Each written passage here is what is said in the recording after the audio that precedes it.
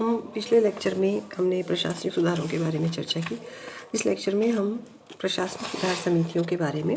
बात करेंगे। तो जैसा कि अभी आपको बताया गया था पिछले लेक्चर में कि स्वतंत्रता के बाद में अनेक प्रकार की प्रशासनिक सुधार की समितियां, अनेक लक्ष्यों को लेकर के समितियां और आयोग बनाए गए, जिनका ये प्रशासन इस विचार से केंद्रित है कि जो नवीन चुनौतियां आ रही हैं उन्हें पूरा किया जाए। जिसमें सचिवालय पुनर्गठन समिति या जिसे वाजपेयी समिति कहा जाता है 1947 में गठित की गई थी और इसमें अधिकारियों की कमियों की समस्या के बारे में चर्चा की गई थी। इसके बाद में मितव्ययिता समिति आई जो 1948 में थी और इस समिति के अध्यक्ष थे कस्तूरभाई लालभाई। और ये मितव्ययिता समिति इसलिए बनाई गई थी कि जो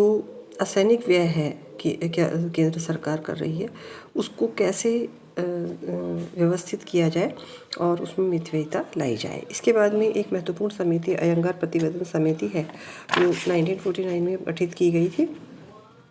और इस समिति में केंद्रीय सरकार के पुनर्गठन का अध्ययन करने के लिए एक सदस्य आयोग के रूप में श्री एन गोपाल स्वामी अयंगार को नियुक्त किया गया था और उन्होंने सरकारी तंत्र के पुनर्गठन के लिए केंद्रीय सचिवालय के जो संगठनात्मक और प्रक्रियात्मक परिवर्तन है उसके लिए काफ़ी महत्वपूर्ण अपने सुझाव दिए थे। उन्होंने ये भी कहा था कि केंद्रीय मंत्रालयों को में 4 ब्यूरो बना दिए जाएं और ये ब्यूरो प्राकृतिक साधन, उद्योग आदि से संबंधित हों। जो गोरवाला रिपोर्ट जो है वो भारतीय प्रशासनिक सुधार के क्षेत्र में काफ़ी महत्वपूर्ण मानी जाती है और 1951 में जब योजना आयोग बन गया था उसके बाद में इसको एडी गोरवाला जो एक IAS ऑफिसर थे उन्होंने एक ये प्रतिवेदन जो है बनाया,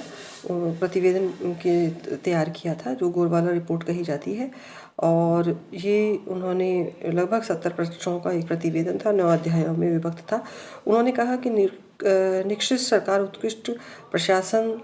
अधिक से अधिक एक अस्थायी सम्मेलन होता है। यानी कहने का मतलब ये कि अगर सरकार अच्छी हो तो प्रशासन अपने आप अच्छा हो जाता है। तो इसके लिए उन्होंने कहा कि कोई भी लोकतंत्र जो होता है स्पष्ट, कुशल और निष्पक्ष प्रशासन के अभाव में कभी भी किसी नियोजन को नहीं कर सकता और इसलिए हमें सत्यनिष्ठा और कार्यकुशलता की बहुत अधिक आवश्यकता है। तो गोरवाला ने जो अपनी प्रतिवेदन में जो अपनी समितियों में दी उनमें सर्वोत्तम महत्व की चीज़ों को प्राथमिकता, परिणामों का मूल्यांकन, ईमानदारी, सत्यनिष्ठा, मंत्रियों और वरिष्ठ पदाधिकारियों के बीच संबंधों की मधुरता और विचलन का पताकरण, इन चीज़ों के ऊपर काफ़ी महत्व दिया। तो ये अगर हम ये सारे पॉइंट्स देखते हैं तो इसमें ये चीज़ें हैं कि अगर आप नैतिक मूल्यों का पालन करते हैं, ईमानदारी, सत्यनिष्ठा से कार्य करते हैं, भाई भतीजावाद से दूर रहते हैं, तो ऐसे प्रशासन, इस तरह के मूल्यों को मानने वाले व्यक्ति प्रशासन में जब होंगे तो वो बहुत अच्छे से कार्य कर सकेंगे और जो अच्छी सर्वोत्तम महत्व की चीज़ें हैं उनको प्राथमिकता दे सकेंगे। तो इस प्रकार से विचलन जो भी कोई होगा वो भी समाज में दूर हो सकता